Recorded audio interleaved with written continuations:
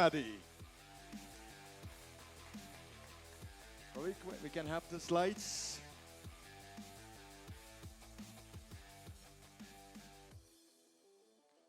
The slides are coming anytime now. So as we're going to be discussing the battles in the marketplace. And for that, I brought together with me two chairs. You see that there are two empty chairs, one on the right side of the stage, the other one on the left side of the stage. And it's great to see all these great known faces like the Impactors Grooves and our friends from Rock. It's great to be home as well. So this is going to be the thing we're going to be discussing over the last 1 hour, 15 minutes around that time. And as I said, I brought together with me two guests, one on the right, the other one on the left side of the stage. And the first one that is sitting here on the right, he was kind of a young kid, and he was already pretty intelligent. So while he was already in class, he used to be kind of very, very, very focused. You know, he was kind of advanced, and he was focusing, and he had an obsession. And this obsession was looking at the clock. So he said, I was remembering looking at my teacher, and right behind the teacher there was a clock. And as he was already quite advanced, he said, you know, what is this thing? The questions, new questions were coming. Like, what is this thing about that I see the clock? So it was about seeing the clock. I said, well, that's probably because the light goes and bounces into the clock, into my eyes, so that is to see. Okay. And if I see that and that's the light coming to me, what if I jump in the beam of light and go in the opposite direction towards the clock? What will it happen? I said, wow, if I get close to the light speed, I will see the needle. And now you can start saying who is the person that I'm referring to. Let's see if this clips. Then you get closer and closer and closer. And the clip, let's see if it makes a clip. Here it makes the clip. You see these things happen when there is a gap between what we do and what it's supposed to happen. So welcome to life. Welcome to life. So he said, what about if I jump in that beam of light and I go towards the clock, which is what I'm seeing. I said, wow. If that happens, then the needle, rather than going boom, boom, boom, boom, probably will go like, wow, that was a great question. So the next question was, what if I even go to the speed of light? Is that it will do boom and will stop. And what if I go even faster than the speed of light? He said, wow, then probably the needle will go backwards. Wow. That was an amazing question. But is it the needle going backwards, or is it the time going backwards? So when we come to forums like this, we tend to come to look for questions. But we also have answers. But I will focus more on what is the new questions that can help you to raise the level of your business a few levels up, the same as your leadership, a few levels up with new distinctions. So are you up for that? Are you up for that? Vale? Vale, vale, vale. You can say vale. You can shout at me like vale, vale, vale, vale. You know how to say vale. So, sorry, there is this kind of a gap. So let's fix it, like getting closer to the place. So it's time for new questions. So now, every organization of yours will, in some time, in a few years, will arrive. Now, the question is where? Where will you arrive? And this is kind of a question that when I meet with executive teams and leaders like you, I come across this distinction, which is for every problem that usually it's an unknown problem, that it's not in a line way known by people. Each of us will have one solution, each of us, for one problem which is unknown. So let's do this exercise together. I'm going to ask you quickly to close your eyes when I say for 3 seconds. It will be just 3 seconds. And when I tell you close your eyes, I will ask you a question.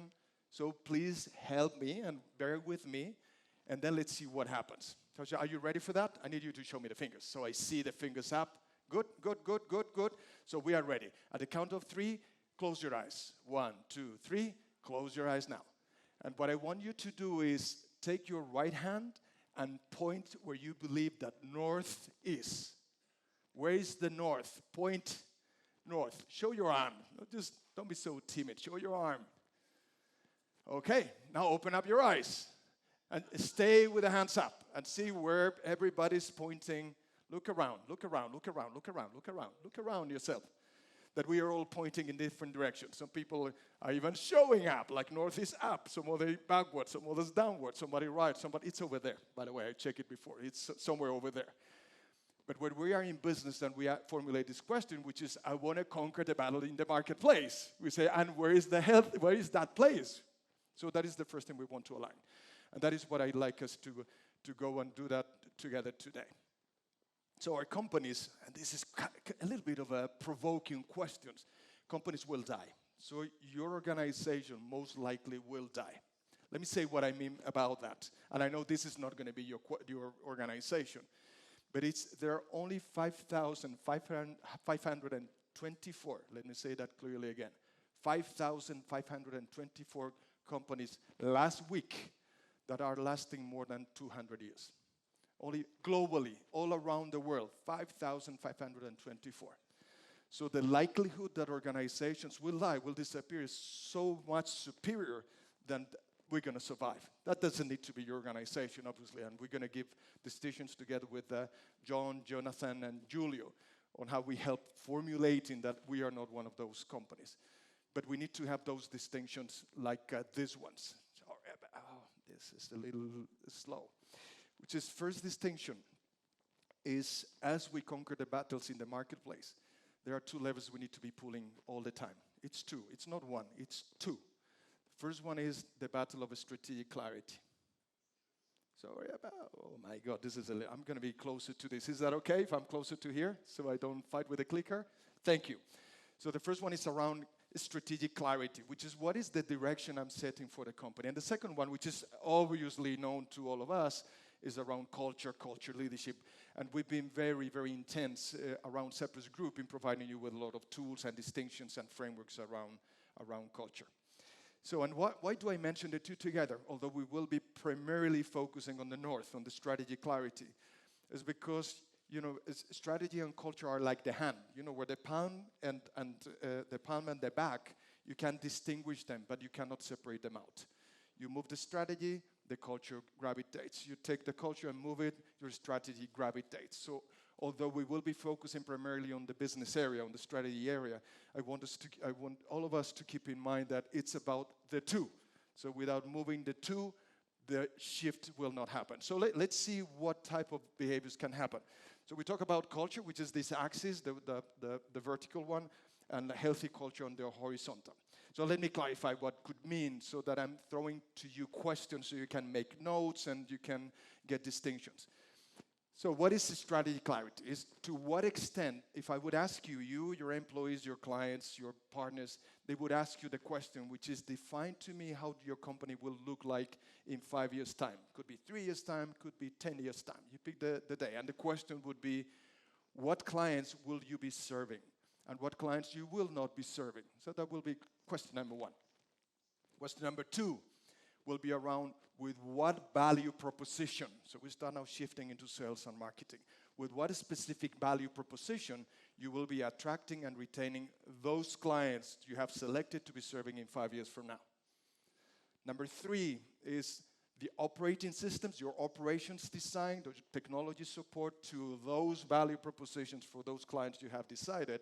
How will that look like in 5 years out? And the last question is then, how will you push your products and services into the market? So those clients you identified, move it through the value proposition, into your operating system, and back into your clients. So to the level of clarity you can respond to those questions, going out 3 or 5 years, is you will be scoring high in the strategic clarity. And the work here is clarity, rather than strategies around clarity. And then the other axis is around healthy culture. Other words for healthy culture. How strong is your leadership? How do you run with conflicts? How you coordinate internally? This type of questions. What is the energy of change within the company? What is the hunger to make a difference in yourself and in the company? So here we can start creating some typology. This 2x2 type of axis, which is there are companies that fail at the two. They are not good in strategy clarity, they don't have clarity, and the culture is rather poor. So this we call them zombie companies. So you see the people around moving slowly in different directions. They run into another, then they move. And we're going to talk about velocity right away. So going slow, being like a zombie, is not the right place to be. So say with me, is this the right place to be as a company? Nah. Help me out? Nah. Help me out. Nah. So there is another one, which is, what about if the complicity in your teams, the connection in your teams is superb? There is an energy for change, there is an excitement, there is a passion, but still you have not defined clearly what is that future looking like. That is that of another behavior, which is this one. This is how you typify this. This will be the music of that company. And this is the company, we call them Headless Chicken. So there's a lot of energy, a lot of change, a lot of movement. There is a lot of traction, but it doesn't go along into one direction. There is a third one, which is this one, which is the strategy clarity is sweet, high. But the energy of change is rather low. So here there's movement, there's a coordinated movement, but it's a movement that we will question, is that a speed good enough to be alive in the 5,500 number of companies that will be eternally alive in business? But what we want to do is, as you know, this is what we're going to do, which is when we come to forums like this and we say, I want to know more about sales, I want to know more about marketing, I want to know how to conquer the marketplace, I know how to fascinate my clients. What we are trying to do is to transform the company into a different shape and form that in 5 years out, we will be declared winners in the marketplace, whatever that means to each of you. Does this make sense? Can you say Bali? Bali. It makes sense? Let's help Alex. Thank you, Alex. Alex, the translator, isn't he amazing? So this is what we're going to do now. We're going to do some conversation, which is rather difficult in such a big group, but we're going to do try to do some conversation. And this is a question. I want to ask you a question, which is, how do you characterize your company, your organization today? I know it's a broad figure, but it will be good to have a feeling as we go through all the sessions we will have today and tomorrow, and take a pulse, take a sense of where I'm going, what is my departing point? So take a partner. Sorry, I know you noticed that I'm doing this. I still pretend that from that distance it will click, and it doesn't click. So I want you to do and talk to your partner, the one on your right or your left. If you haven't met that person yet, say good morning. You can say good morning, salom, zendam. You can zendam, salom. And tell where you see your company. We have 3 minutes for this. Where you see your company today and why. Go for that. You have 3 minutes.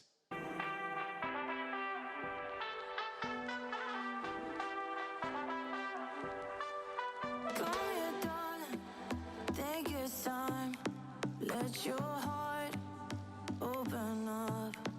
Cheers to love, broken wild, leaving you lost and scarred. You've been lonely, just like me, and just nothing but a dream. Come here, darling, take my hand. We'll pull through, you and me. 'Cause two hearts are better than one. Pull me closer, hold me like we're gonna die young. It's almost over, kiss me. 2 more minutes to go. Say goodbye. Two hearts are better than one. Two hearts are better than one.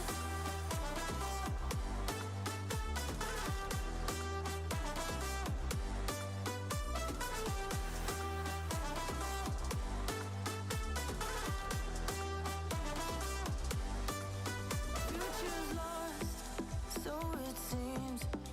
Only now carries me. Past is gone with the wind, like unkept promises. They will. But we still got tonight till the light wakes us up. Come here, darling, let's stay out till the morning, you and I. 'Cause two hearts are better than one. Pull me closer, hold me like we're gonna die young. It's almost over, kiss me. Okay, 1 more minute. 1 more minute. Two hearts are better than one. where I am today and where is my organization today.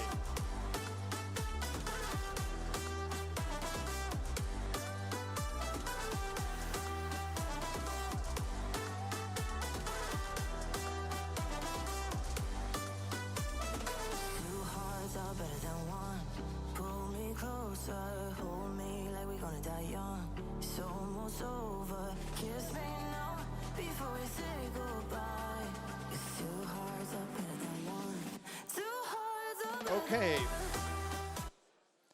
So let's take this to the next step. So let's just start building up some ideas and some concepts as we are learning, that we start bringing that up to where we are as an organization today, each of you, and also where you are as a leader. So now you start having a sense that if you really want to bring that company to that quadrant or that space of creating change, and the change is not change for itself, but it's a change to create a space in the marketplace where you can be declared as the winner, so to speak, in the marketplace.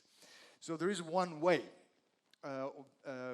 in the terms of a strategy, and now you have these like 4 questions, or how can I start working on shaping that future, as well as those elements within the culture, leadership, energy within the organization that you can start putting into your plans, into your action plans, that will guide the organization development into that quadrant of change and transformation.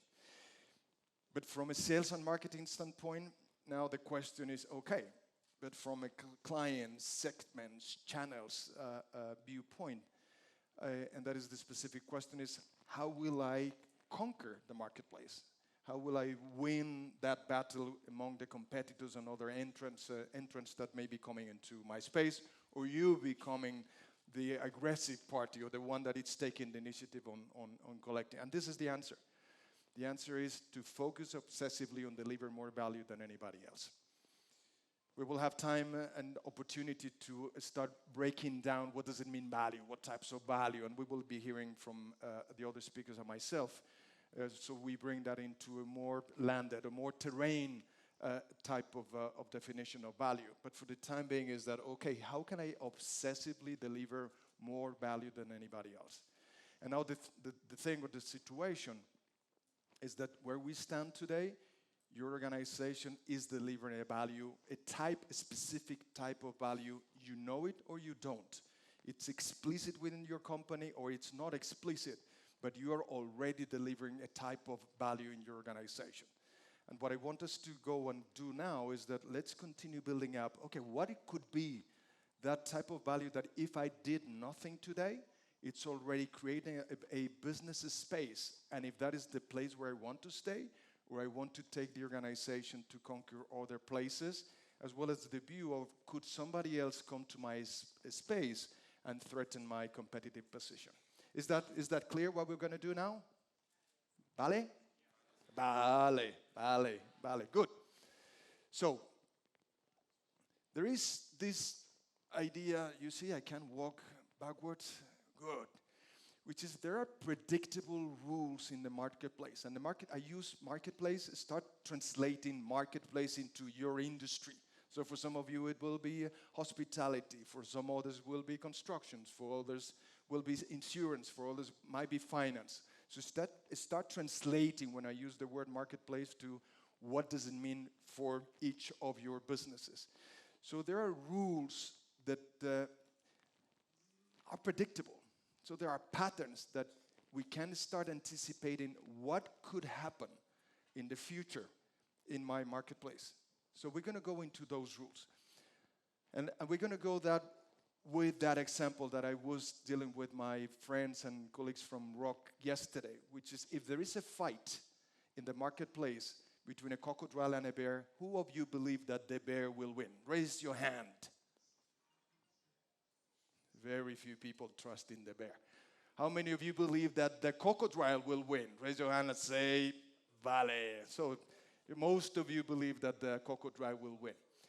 Well, that has been the traditional way of thinking. When I studied economy in the early 80s, it was about most of the subjects were about beating the competition. Who do you compete against and beat them?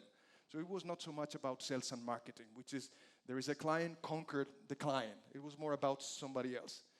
So that belief around these battles stay with us until today. But if you think through about the answer is who's going to win, crocodile or the bear? Depends on the terrain. So that is the real answer.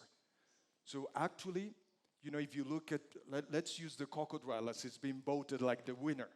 You know, if you get the crocodile in the water, in the terrain, in their competitive terrain, it's got a long tail, it's got a cylinder type of shape, it's got little legs, it got the eyes right on front, so on top.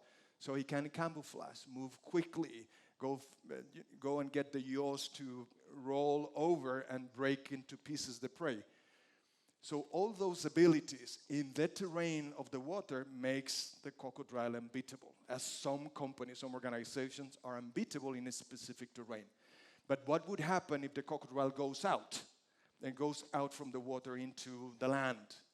So it will need to pull a 50 or 70 kilos tail that is useless. Will need to pull 150 kilos body with two little legs, they are not ready for pulling or pushing the body up. Will not look at front because the eyes are looking in the north side. For some of you that were pointing north, like in the ceiling. Is this making sense?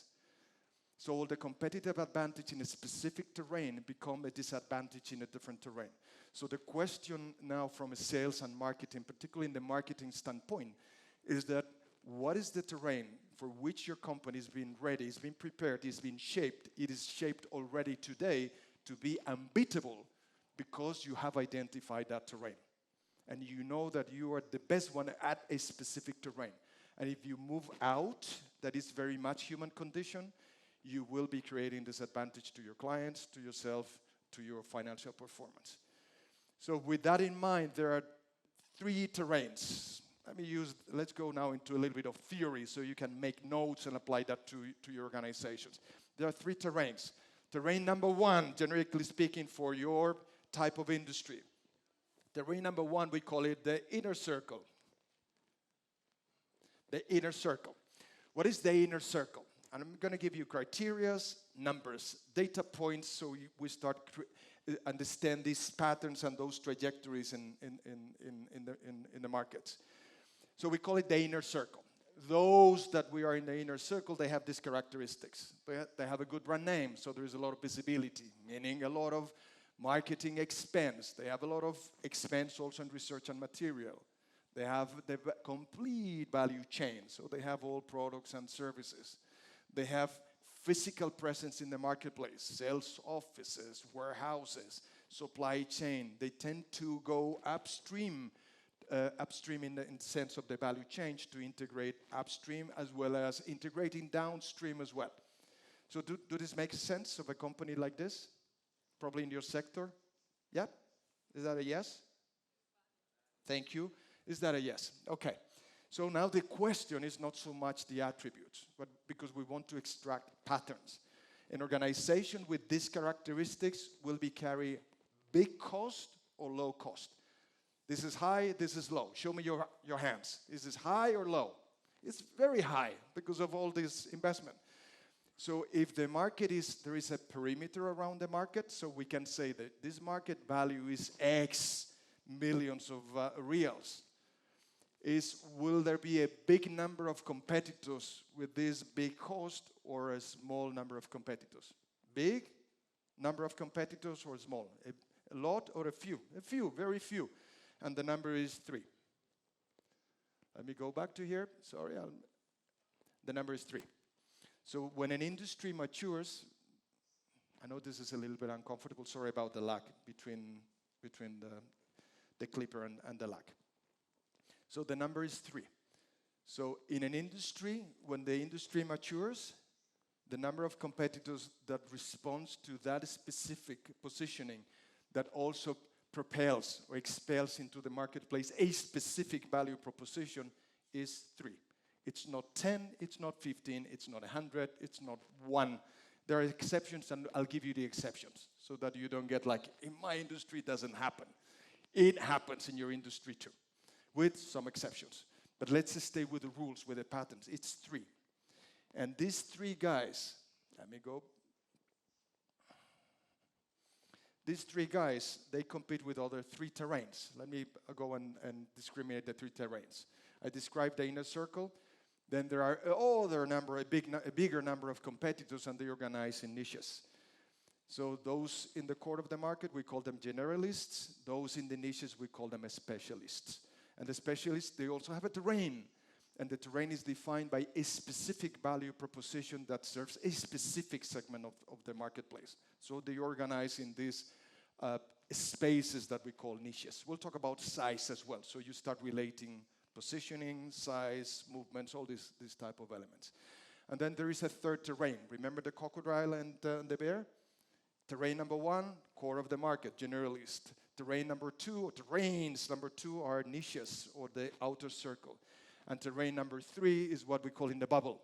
In the bubble, or squeeze in between, are those that no longer they are producing a specific value in the niche, and they don't have the space or the size enough to be financially sustainable in the core of the market. I'm giving you multiple distinctions, but from a marketing standpoint is that, okay, so could it be that depending on what is the position I occupy in the market as well as my competition, there is already a projection of value. There is already an emission of value into the marketplace that it's connecting with my customers. If they do, that means value for your clients, value for the shareholders, value for the employees. If they don't, some of the three will be missing. Either there will be not enough shareholder value, or there will be not enough sustainable value for your clients, or you will not be having a good synchronization of your talent with your value proposition, with your sales proposition. Is this clear so far? I want you to show me your finger if it's clear so far. Vale? Vale? Merci, merci, merci, merci, merci, merci. So, as I said, there are three. So let's just stay with this number, three in the inner circle. And these three, they have rules. What I want us to get a rhythm of those rules. So it's three. And those three combine all together. The three together, they own between 40 to 70% of the market share across all industry. Why is this big range between 40 and 70? If the capital intensity is very high, they tend to go to 70. If the capital intensity is lower, they tend to go to the 40. That is why you have this range. But it's within this range. So it is amazing how these rules are so predictable. It's three. It's between 40 and 70. We're going to see a few examples of those. And the niches. I talk to executives and they say, I don't want to play in a niche. That is too small. Good news for the people playing in the niche. The distribution of profit, we're talking about size, distribution of profit goes specifically to the three in the core and the niches. And it's gone in the bubble. And what is the size of a niche? Depending on industry, that's why you have a range. It's between 1 to 5% of the marketplace. And 5% in markets tends to be a pretty big piece of the marketplace as well. Is this making sense? So we have three in the core, we have the organization around the niches, and I want you to see examples now. They will be rolling behind me in multiple industries. And by the way, this is local. You will see also from my country, you have retail, automotive, chemicals, agriculture. You will see, I think there are like 20 or 25 industries. So you start having a sense. And by the way, the numbers and logos that you see here, they are not just logos and names. They follow the rule of three. They follow the rule of 40 to 70. They follow the rules of niches between 1 to 5%. They follow the rule of those in the bubble. No, they don't have a sustainable long-term space in the industry, and they become acquired by those three in the marketplace. And I'm going too fast, so thank you, Alex, for putting... Even the football teams. I wanted you to see the football teams. Why is that? Not because they are football in itself. It's because there is a financial principle that supports these competitive moves. It's not just marketing. The organization of the market goes on how the profitability of the market is distributed among players. So every time that you have movement or space of competitors, and this space of competitors, there is a financial support down to them, they go to this rule of three in the core, multiple in the niches, and nobody in between, or nobody sustainable in between. So let's carry on. So there are exceptions, because it seems to be like I'm saying, this is so predictable. If it would be so predictable, everybody could play under these rules. Yeah, there are some exceptions. For example, if the intensity of capital is super incredible, like in aeroplanes manufacturers, there are two. So if the intensity of capital is so incredibly monstrous, there's only space for two in the core. Or if the market is highly regulated, like in Europe, as an example, I'm just bringing some examples. There are four. So when I said three, in Europe tends to be four. And that is because the European Commission tends to approve acquisitions and mergers. And when it's come down to three, they stop the acquisition or the merge. So they stay at four. But again, either 2 or 3 or 4. It's not 100, it's not 1, it's not 10, it's 3, or in the vicinity of 3. So let's carry on. What happens to those in the bubble? I already introduced to you that if you don't have clarity in what is your terrain, either the core of the market or the niches, the outer circle, if you don't have clarity around that, and that happens when just by growth, so an organization that it's in a niche decides to continue growing and growing and growing until we forget at a point in time that my value proposition was specifically for a niche. And I forget that, and I start competing in the core of the market with a value proposition that it was successful in a niche. When that happens, financial returns start coming down, and those companies they tend to be those that are acquired, but those in the core of the market. So the three consolidates back again, and the equilibrium continue going. So you see that there are trends that that you can start anticipating. Where are we? Where are you in your marketplace? So there are 6 battles. So which are the battles? So question to you is, where are you in this matrix of strategy, clarity, and healthy culture? Where are we? That will give you a sense. Second type of teaching is, where I am in this type of map and trajectories that I can see in the marketplace. But then there are battles. And the battles are not among the competition only, but among value propositions which are competing for the clients. So number 1, there are like 6 battles. This is number 1. And I want you to think about what is yours. Because I'm going to ask you, what is yours? Or what could be yours? Number 1 is the internal rivalry. So you have the 3 fighting against each other. And there are predictable rules there too. Example, if number 1 and number 2, in terms of size or market share, they start a fight, number 3 goes out. All the time. So when number 1 and number 2, they say, I'm going to reduce the price, number 3 starts shaking. Because the one getting out is number 3. There are all there are exceptions, like who do innovate the best, the fastest. Is it number 1? No. Never the number 1 is the one that innovates the fastest, but is the fastest one in copying it. So good to know too. Who do I refer to when I want to look at my market position? So battle number 1, it's internally within the core market 3. Number 2, in the marketplace is those core guys, they go into the niches. They are already superficially into each of the niches. As generalists, they offer those multiple type of niches value proposition, but not in depth. Because to capture, remember, they have 40 to 70% market share. To capture just 1% more, they will need to increase the cost so high. So they enter and move back. They enter and move back. They enter and move back. So that creates the equilibrium between those battles. But they try. So that is battle number 2. Battle number 3 is that the core competitors, their focus is to create a bigger market share. So for example, one of the industries we've seen, which is agro, it's in the agro industry. There is a push, a very strong competitive push in offering the value proposition of the existing market in intensive crops to extensive crops. If they succeed in that movement, the complete market expands. So that will be battle number 3, but this one, it's not internal. Battle number 4 is I'm in a niche and I start conquering the vicinity, the niches which are closer to mine. Or you can go into adjacent industries. We call it adjacent industries. So industries which are, closer to mine. For example, a company that I was meeting last week, they're in the core of beer. So that is what they do, is they produce beer.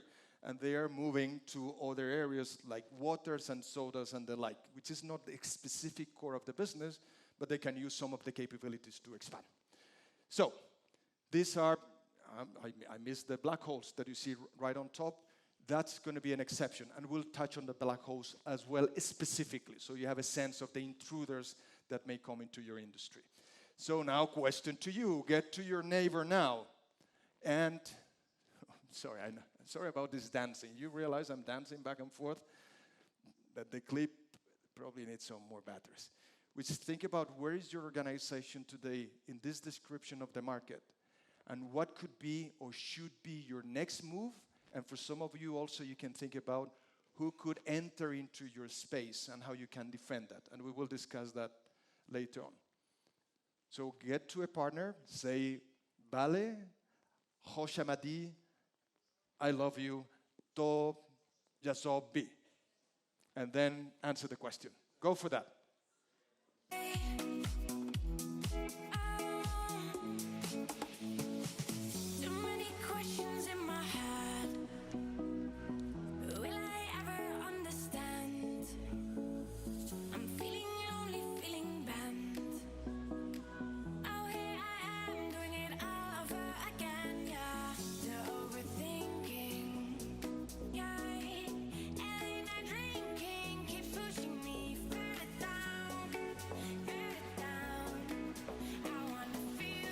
Grab a friend.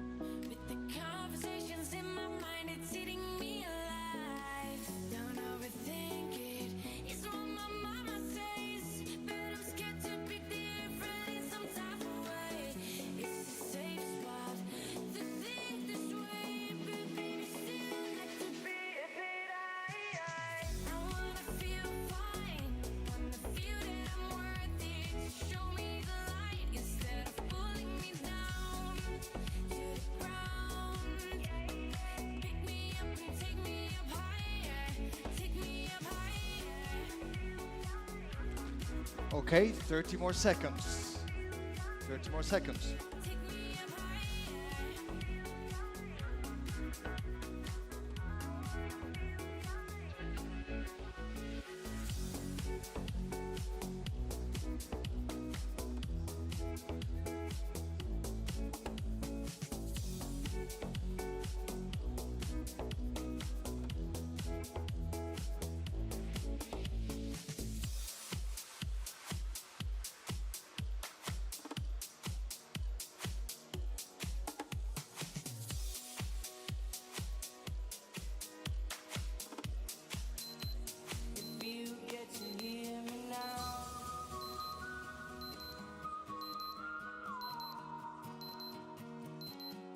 Okay, so we have now, we are building up, and we will continue building up some more ideas around how to position your company in the marketplace so that your probability to raise the game of declare victory, so to speak, for your clients and for your shareholders increases. So remember this matrix, strategy and culture, those two areas that you as business leaders, you need to be focusing on an ongoing basis. Then we started to see some of the predictable rules. So these are predictable rules. Do they apply to me specifically? No, we need to do some more work. You need to do a little bit more work on being specific.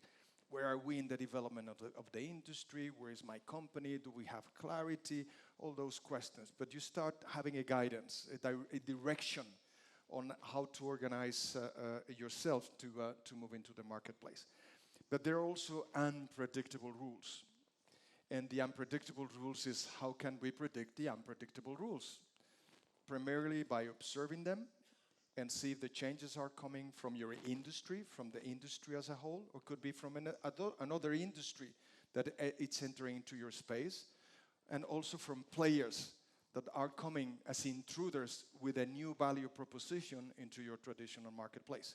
So these are like the two barbarians at the gate that may be pushing to enter into the competitive space where you are traditionally operating.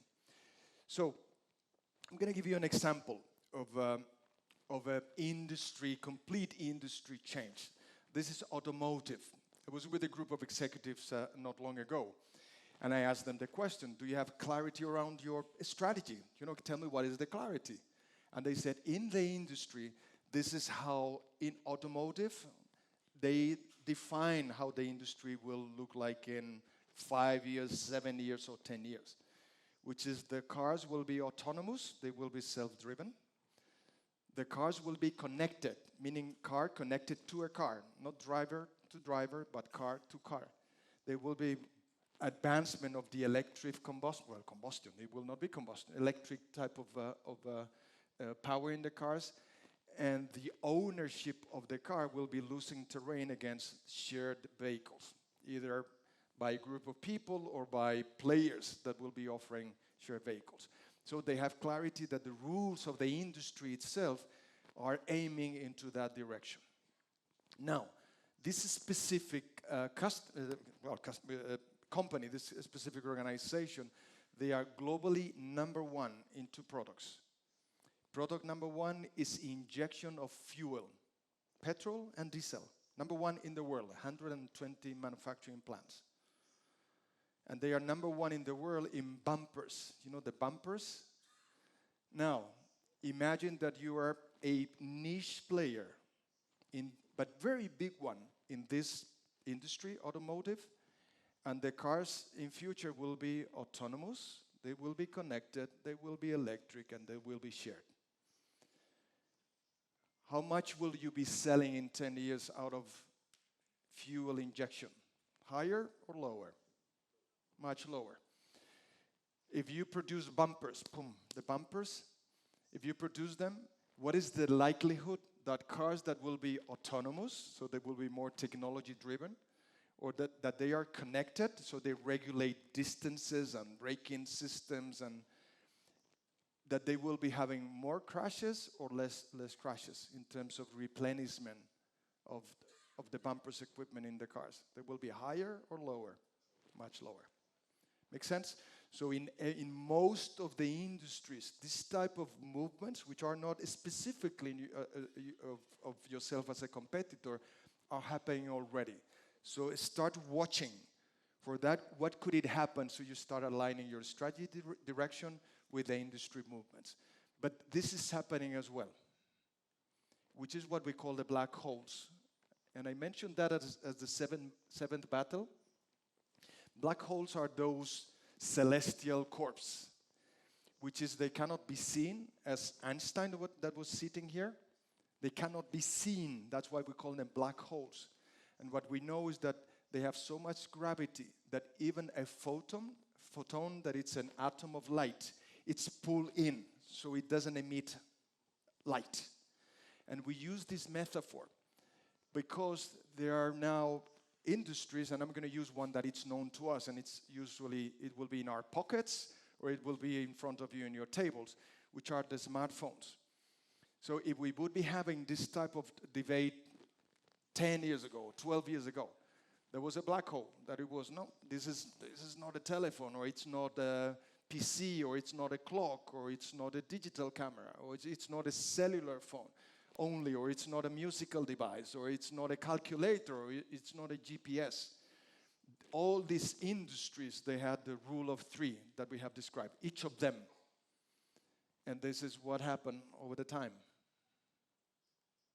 The smartphones started as a black hole to absorb these industries until they became irrelevant. So you have two examples of movement, so to speak, of in the industry movements that I encourage you to start looking. And when you trigger like, this will not happen to my company, you ask the question and you change it for what if this could be happening in the space that I'm using, and how can I take direction into avoiding that. Okay, so let's carry on. Let's do one thing. We've been sitting now for a while. So what I would like, let me ask you to stand up just for 2 or 3 minutes. Let's stand up. Put your things aside. Well, it was supposed to be some music here. And let's do... All right. So, we were supposed to have some music here, so you can put a smile in your face. You look like very serious. You can smile. Why don't you look at the person next to you and say, To Jasov B. Look at the person next to you. To Jasov B. Yeah, tell the person. So we're going to do this quick exercise. Why don't you loose up your body? Just a little bit. Just relax. This is a relaxing standpoint. And let's do this. Let's use our face to say ballet. Say ballet, but force it. Say ballet. And stretch. What we want to do is to move some energy. Stretch. Ballet. Say ballet. Ballet, Carlos. Ballet. Ballet. But do that. Stretch. Stretch. Say na. Na. Na. Na. Na. Do that. Stretch. Stretch. Say maybe. Maybe, maybe, maybe.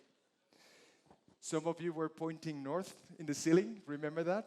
Let's point north with 2 hands. With 2 hands, let's point north. And stretch, just to stretch a little bit. Stretch nicely and feel good. Oh my God, feel good. It feels good. Go over one side. Go on this side. Go on to your left side. Ooh, let's go on to your right side. And stretch, but stretch. It feels so good. Stretch now forward, a little bit forward. Oh, feels so good, feels so good. Thank you, thank you. Vale, mercy, mercy. Look at the person next to you and say, mercy, and take a seat. Say mercy. Toja sobi, toja sobi. Tell the person next to you, toja sobi. So we talk about, which are the forces within the organization that you need to be conscious of. We've been discussing briefly around which are the predictable vectors in the marketplace that can influence my business, which is dynamic, but also other players' business.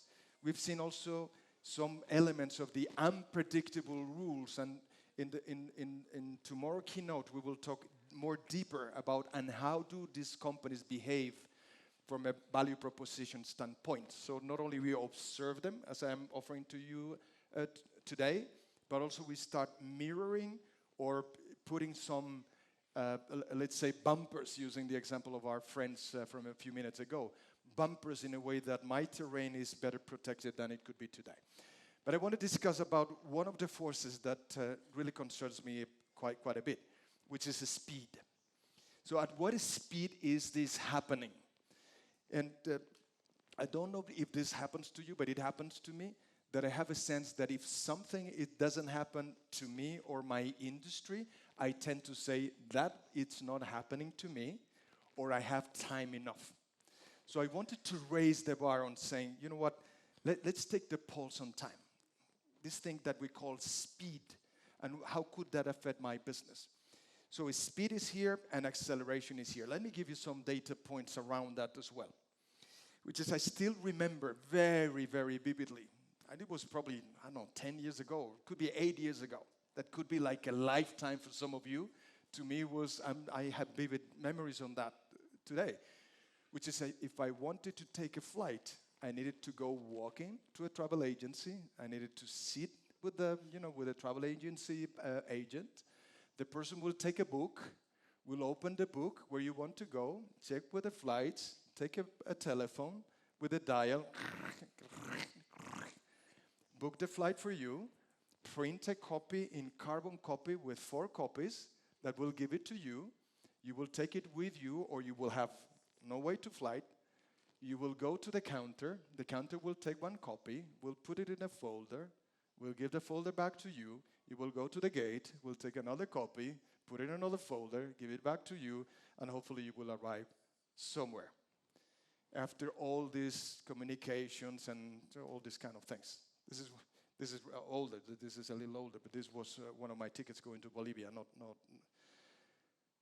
And now, 3 clicks, and you have what is the best optimal option? How can I pay it nearly automatically? And I do the booking, the searching, all of that in 10 years. So you might say, well, it's 10 years. Some of you, your manufacturing plants are already built to be amortized over more than 10 years. Let me say that again. We emotionally talk about change in the space of the marketplace. You may say 8 years, 10 years, that's an eternity. If you look at your books and your investment, primarily if you're in industrial type of sectors, where the intensity of capital is medium-high, your amortization will be 7, 10, even 15 years. So not being conscious of the speed and acceleration, it's you might be taking investments that may be obsolete going forward. So let's give some data points beyond just the anecdote.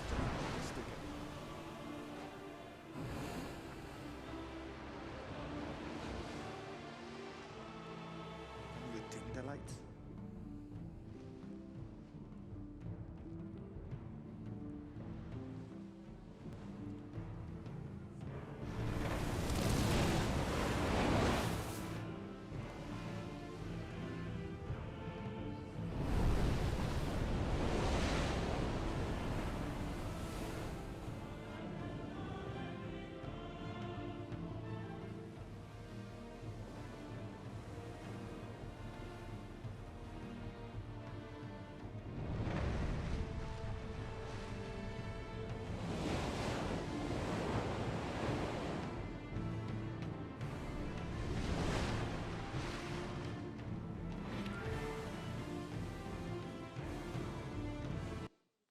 Let's bring this video into a business equation and try to make some sense about what we've seen and what is your job as a business leader.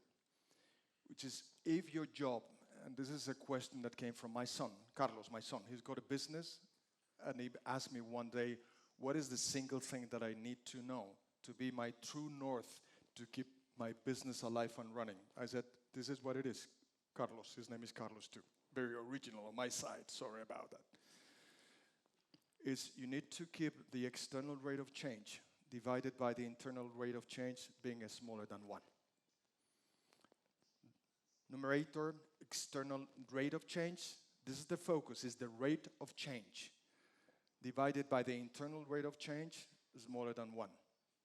What it means, as you know, is that the internal rate of change, what happens inside your company, and this is one of the most beautiful paradoxes in business, is the rate of change inside your company goes faster than what happens outside in your clients' needs, in the technology, in the competition, in the moves from other competitors that we've seen, in the combination of products and solutions and technology and the new channels, and all those things are happening outside the company.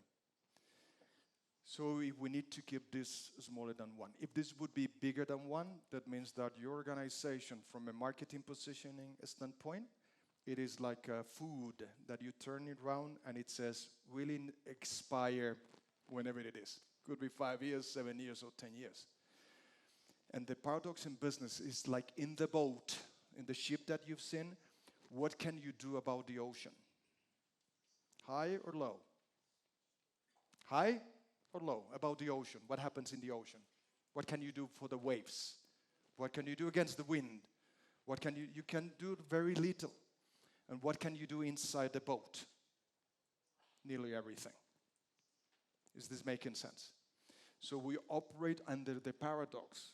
And in a way, that's what I was telling you, predictable rules and trajectories and the directions and competitions and speed. But that is less relevant if you don't conquer the inner battle inside your organization, which is provide inner speed of change inside your organizations. I want to give you data points. which is, you will see three numbers on the top right of the corner, which is 75 is the number of years that in average an industry lasted at global level in the 1900s.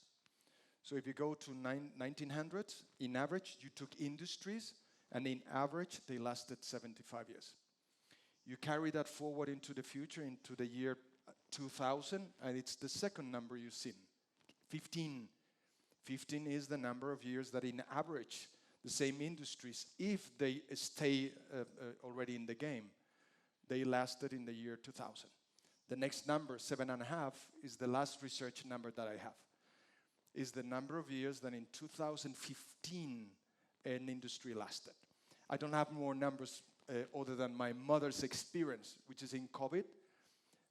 My mother is 86, so she was 84. She didn't have a smartphone. She just had a regular phone. So we managed to give her a smartphone, and in 2 weeks, she was buying on Amazon, she was buying online, she was paying online, she was having conferences with virtual conferences with the grandchildren in 2 weeks. 86, no knowledge of technology, 2 weeks, she was fully digital. What I'm trying to say that is not about my mother or her skills or not, is that number of 7.5 years, most likely it's shorter. Could be 5 years, I don't know what the number is. But my sense is that we can talk about, how long do industries last? That's what distinction number one. The other one to look at that is the acceleration, which is a company would last 12 to 13 times longer as an industry 100 years ago, 100 and a bit years ago, and now that accelerated 12 to 13 times faster. So the challenge for us to get all those changes and bring it into your organization, it is a much, much more demanding one than the one that companies had. So I wanted to bring that to you in the sense of speed is always been fast, but acceleration is never as fast as it's been, and most likely will today be slower than the one that will come in the next wave. I want to bring this concept into the industry again, so we stay in concepts. Bring into your question, where is your industry? Where are you positioned within the industry? And that discussion we had a few minutes ago. And I want us to go into the retail fashion. This is 2019. So the retail fashion at that time, it was not completely consolidated, and we had 4 players that followed the rules, the 40 to 70% market share, those distinctions that you already know and have. These were the 4 competitors. Inditex is Zara, so the brand name is Zara. And fast retail is the Japanese Uniqlo, so in case that you follow the brand rather than the company name. So we have these 4 main competitors that they were consolidating. So 4 years ago, I was doing bets with other executives like you, which is, am I right in the rule of 3? And I put a lot of money. But then there was a second bet, which is who is going to be those final 3. But now I forgot to bring the speed and acceleration into the equation. So keep this figure. This is 4 years ago. This is where it is today.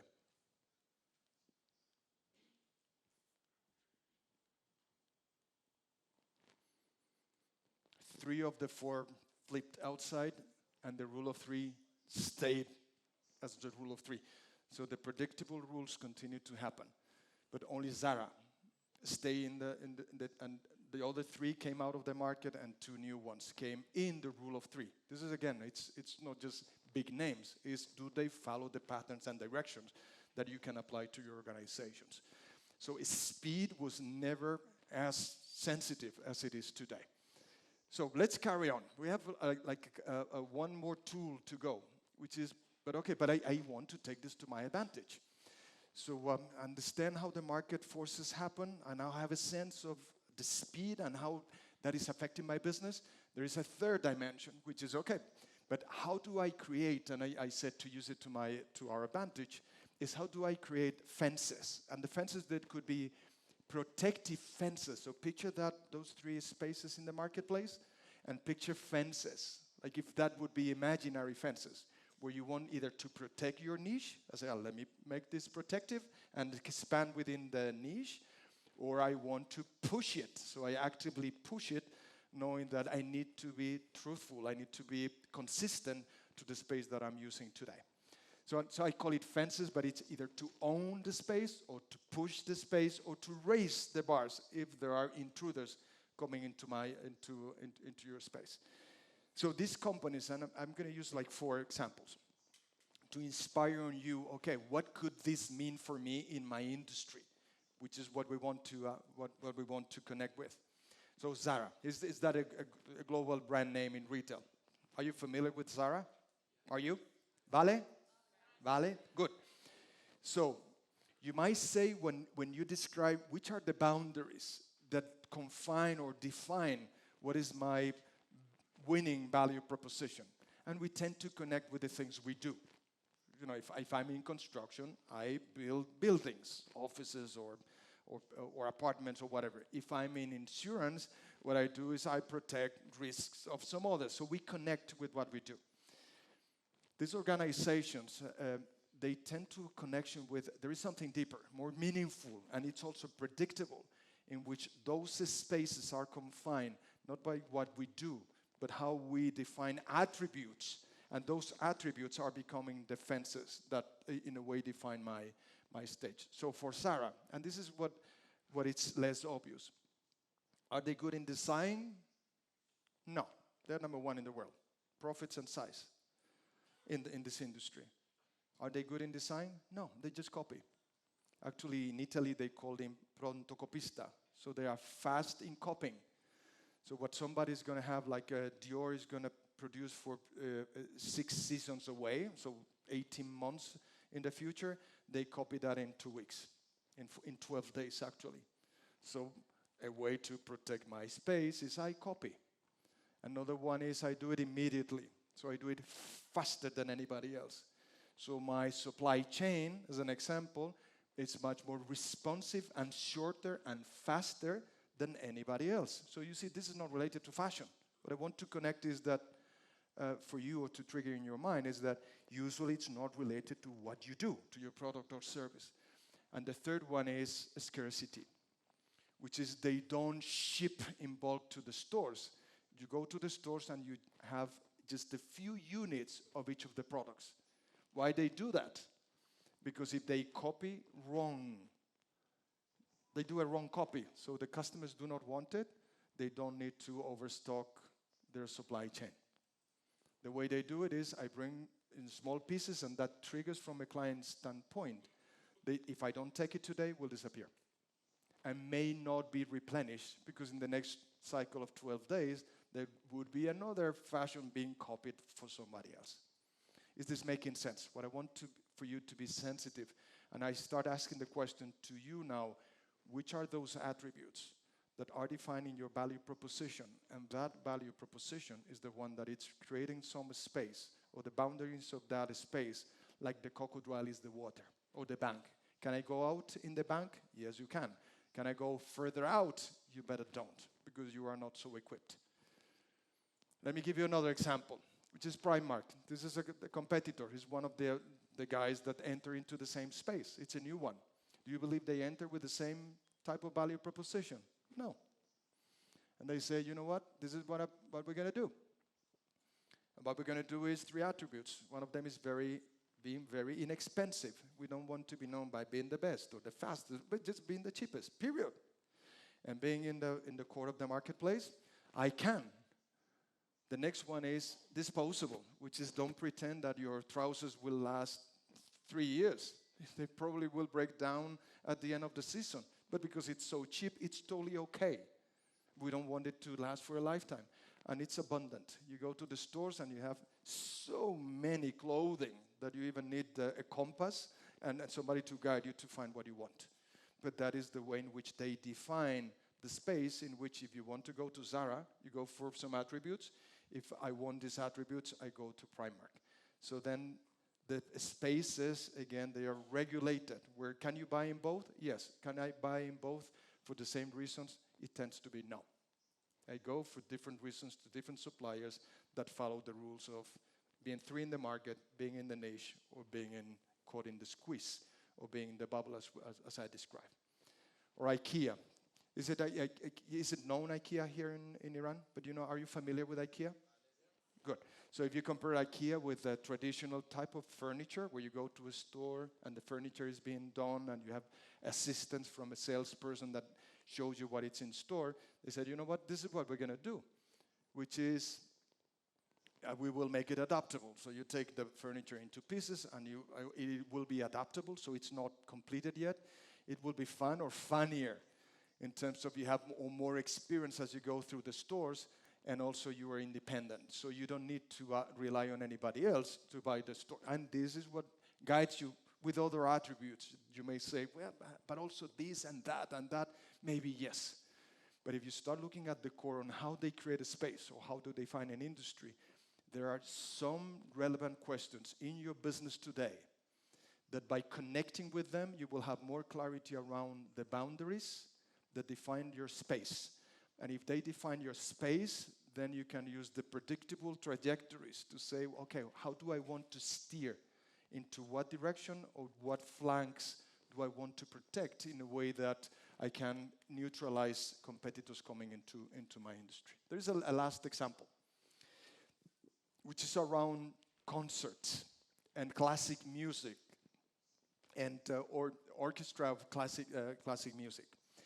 If I would ask you, even if you are not familiar with that, with this type of industry, do you believe that the classic symphonic music globally is making money or losing money? It is losing money. Actually, it's subsidized as a culture element or wherever you go, and it's subsidized by the governments because otherwise financially will not survive. You look at that industry and it's very expensive. It's for elites. You need to be cultivated. You need to be intellectually elevated and sensitive. The buildings are historical buildings in the center of the cities. You need to know the protocols, when to applaud, when to stand up, when to sit, how to talk, how to dress, a lot of protocols. You see that? And the result of that space is financially unsustainable from that standpoint. So Andre came, by the way, I will describe very quickly, but Andre, he's Dutch of origin. It's a global company now. They own 82% of the global profits of that industry.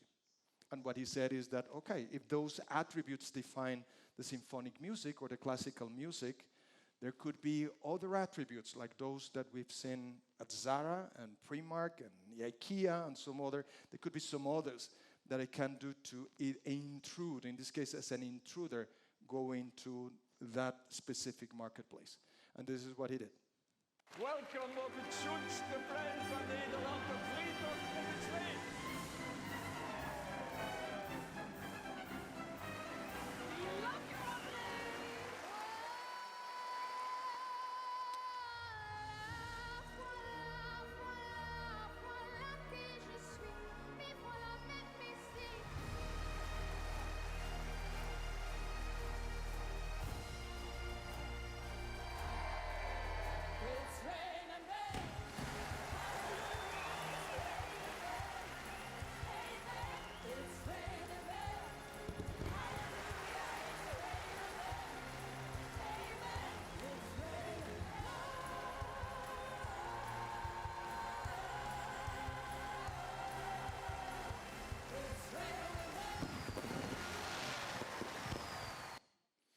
So, what you've seen here is not classical music, but the quality of the video justified that you see what it is, because most of the music that if you follow to this concert, are classical music. But what he said is, how can I make it in a way that it's for all publics, so that children can come as well, that I can make low prices, so more people can attend, and I can make the people to participate. So if I create that space, there will be a new space in the industry where, a new space is being created. But it's around all publics, everybody, low prices, high participation of the clients into the process. So now we're going to spend 2 minutes on what could be, and use your partner now, what could be those 1 or 2 attributes that if you apply some sensitivity to that, my business will be better protected or more ready for the charge. Let's go for that. Take your partner and say, "Merci, I'm happy to be here."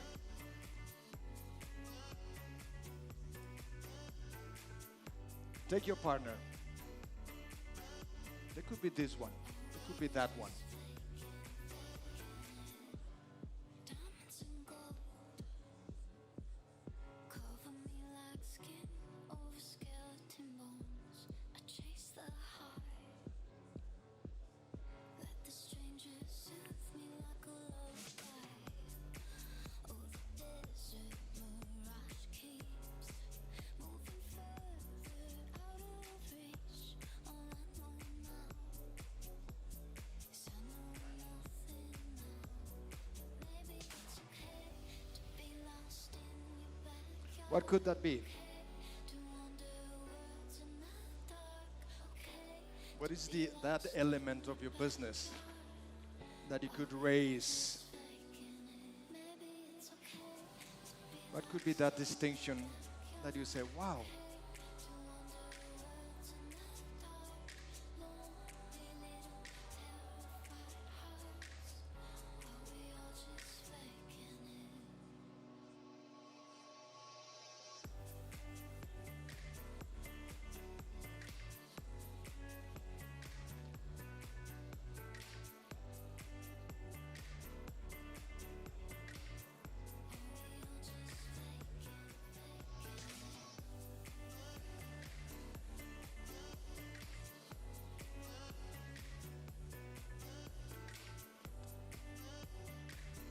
okay, last few seconds.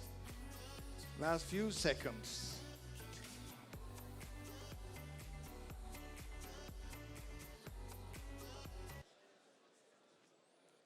Okay, let's give ourselves an applause for that.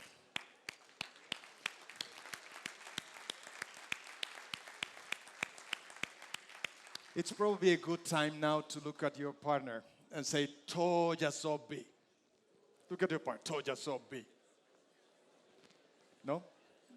You said that. Okay, so let me recap. And this is what we've been covering so far. And I'm going to invite on stage to that guest. So I need a guest now for wrapping up. And the first thing we learn about is, and we ask ourselves, this thing about a strategy and culture, how they come together. And that needs to be focus on what I do in my organization. We set the predictable rules and the unpredictable rules in the marketplace. We also were discussing around the unpredictable ones in the sense of industries that may be created and come into our space, and also value propositions that we may mirror or adapt ours, or in your case, in some of your cases, would be, you know what, I am the disruptor. I am the intruder into somebody else's industries. We discuss around the speed, which is all those things are happening faster than anybody else. Than any time else in the past. And finally, we started connecting with those boundaries that we can create, again, to move in this space that we've been discussing, that can create a sustainable, powerful space for myself to be declared in business. But to wrap up, probably this is a story that I learned from him. His name is Nacho. Nacho is on screen. By the way, who do you believe, if there is a horse race, that will win? Do you have a winner already? You can see that, right? When somebody's going to win, you see, it's so clear who's going to win. I don't know. We'll see. But the green one seems to be focused. Focus. So I got distinctions, focus. Distinction, focus. Will he win by a long way or a short way? We don't know. We just don't know. The thing is that we want to have a sustainable space where I can be declared the winner in the marketplace. So Nacho, we'll see what is his color. But Nacho was he was kind of 35 when he decided to become a jockey, but he was an amateur jockey. It's called gentleman. Gentlemen because they own their own horse. They can only ride the horse they own. And they compete, but they don't have prizes. They don't have economic prizes. But it's something they love, so they go and compete. Problem for Nacho is that in his first race, I don't know if you've seen that in TV or is that once you are in the boxes, before you jump in, the horse doesn't go forward. The horse does kind of a jump, boom, and then goes forward. With such a bad luck that Nacho was pushed up, and then he fell over the horse right in the boxes. So when the boxes opened, he was there hanging on the neck. He held as much as he could in the first race. That was his first race in the horse racing track. And he was holding to the neck of the horse. And the horses started galloping. So with such a bad luck that he came all the way around, passing the tribunes. Can you imagine the people that puts the bed? And there he came running, holding from the neck of the horse. And he said, I never, ever forget people whistling at me and saying, anybody can do it. Anybody with money enough to buy a horse can come to a horse racing track. This is just disgusting. And he said, well, that broke my heart. But what made it worse was that the next day in the magazine of the Hippodrome, I was there in front page. It was in the front page. And it was myself holding to the neck of the horse. And the headlines was, anybody with money can come to Hippodrome. I said, that destroyed my life. In the Hippodrome, depends on countries, but it's very elite one. And in this case, the elite is to break through into that community. Usually it's very close. It's a rather close community. And he had some money. So also that wasn't good to enter into the community of jockeys and coaches and the like. So eventually he left Spain. And he moved to Italy because the love of his life was living in Italy. So he got an Italian license. And he started running with a Spanish passport with the Italian license. And over time, he became number 2 in the world. This is not important that he became number 2 in that category of amateur, because we are talking about the marketplace. Remember, this is about the marketplace. So, and he came back to Spain. And he said, Nacho was saying, I was there when this happened. And he was saying, you know what? I saw this movie. I don't know if you've seen the movie of Seabiscuit. It's a Disney movie, which is in 1932. Seabiscuit beat War Admiral. These are the 2 best horses in the history of, as it's known in the history of horses. By the way, I don't know a lot of horses, but I know a lot about business. And he said, you know what? It was so much pain in what happened in that first experience that I want to wash that out. And I'm going to run this race. Obviously, that race couldn't be run because it was like 80 years ago, or 70 or 80 years before. So he said, I want to run in Spain is the top race. And professional people cannot run with amateurs, but amateurs can run with professional people with one distinction, which is they will not win the economic prize and they will not be recognized publicly, but they can run, they can exercise, they can compete. Is this making sense so far? So he decided on the 25th of October, there is the top race in Spain. It's called Duke of Toledo, Grand Prix. And being a Grand Prix, they fly the best horses and the best jockeys. They are paid because it's the highest paid, highly recognized type of race. So he said, I will race. I will run that race. So here comes the second part of the story. And the second part of the story is, I don't know how familiar you are with Peru in South America, but there's never been any Peruvian horse that has been recognized by being good. And Nacho, he bought by internet Jade. Jade is the name of the mare. It was not even a horse, it was a mare. I'm saying a mare because they tend to be a little shorter.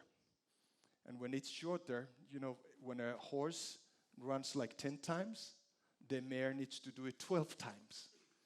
Meaning that if the distance is 2.7 kilometers, which is the distance of this race, the mare needs to rise the equivalent of 3.3 kilometers. But he says, I'm going to do it with Jade, with Jade. She's got a heart.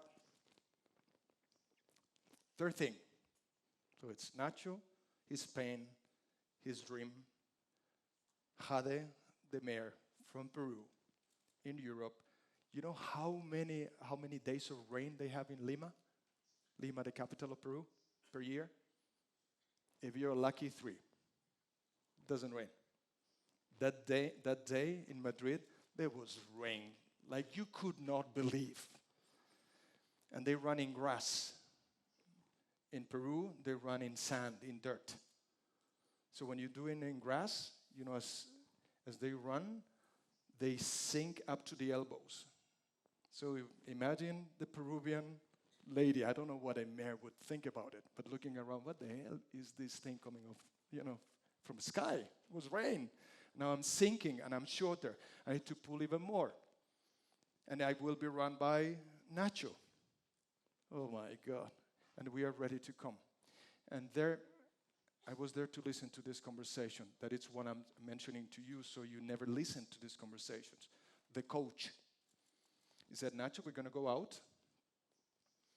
And this is the strategy for today. The mare will come quickly, because it was the heart of the mare. You need to pull her, because otherwise you're going to be doing the ridicule as you did that first time. So the pain came up again.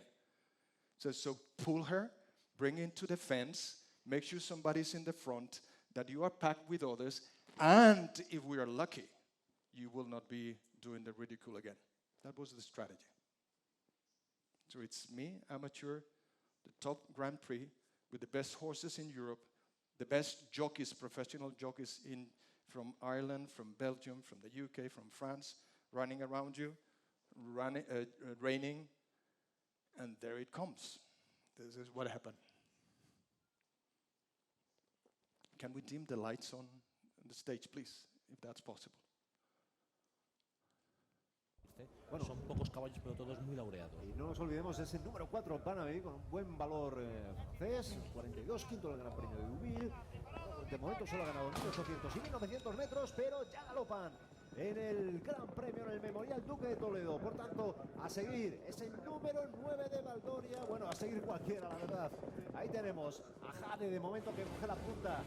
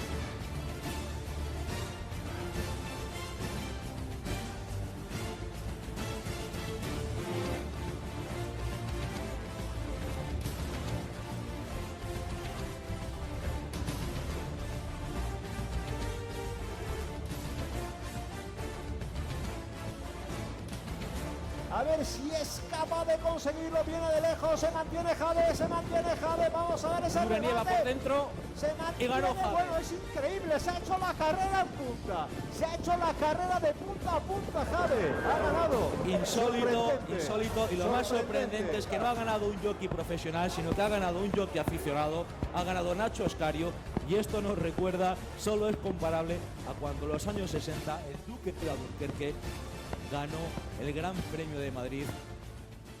So 2 lessons that I learned from here that I want to bring to you, which is we've been getting a lot of distinctions today, and we will be learning even more from Julio and John and Jonathan in the next 2 days and the next couple of days.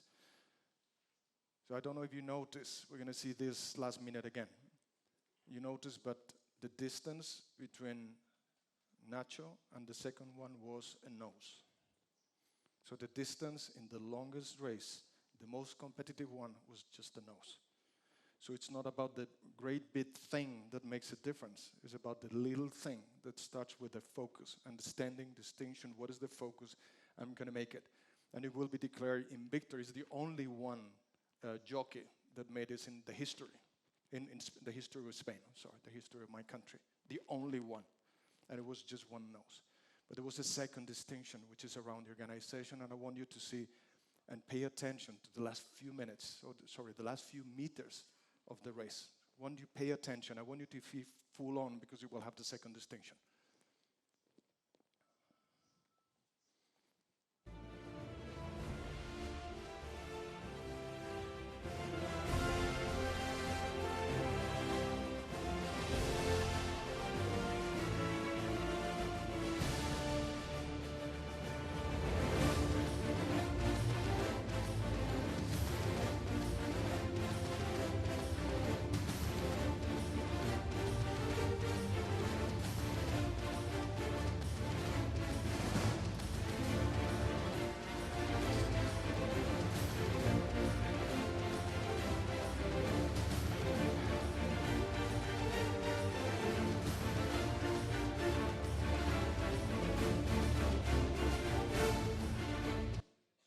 So it was one nose. And probably you've seen that in the last meters, the three favorite ones, they were hitting the whip down all the way through. They needed to win. Boom, boom, boom. And Nacho take it by the hands. So when he was interviewed, he said, well, you didn't whip down your Jade, your mare. And this is what he said, is that you never whip on your dream. Your organization is your dream. It's the one that is carrying you forward to win for that one little nose. But it's your dream. Carry that nicely, and with that last message is from the distinctions that Seper has organized in this conference for all of us and the speakers we have, is everybody can count the seeds in an apple, all of us. But only a few of us can count the apples in a seed. So welcome to life. Hosh Samadid, To Yosab Bi. Let's go for a break now when you want.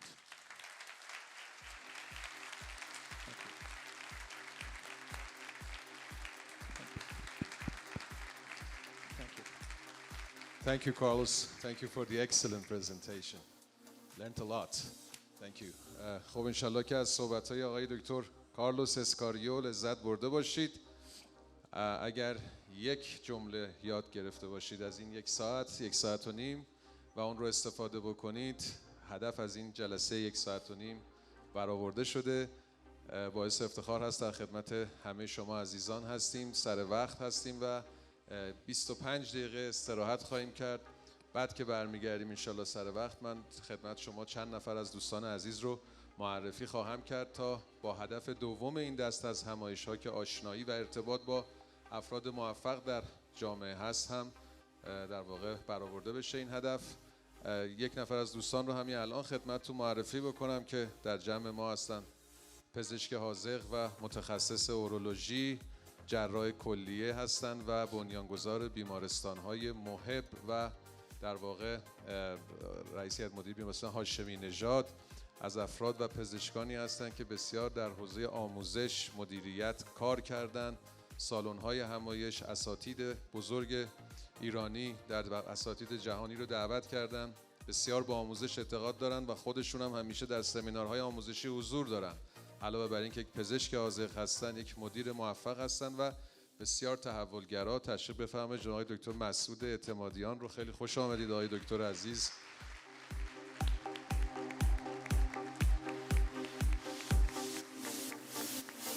خب یه 20 دقیقه استراحت خواهیم کرد، باز خواهیم گشت و افراد بیشتری رو خدمتتون معرفی خواهیم کرد. باز هم ممنون از توجهتون. مرسی.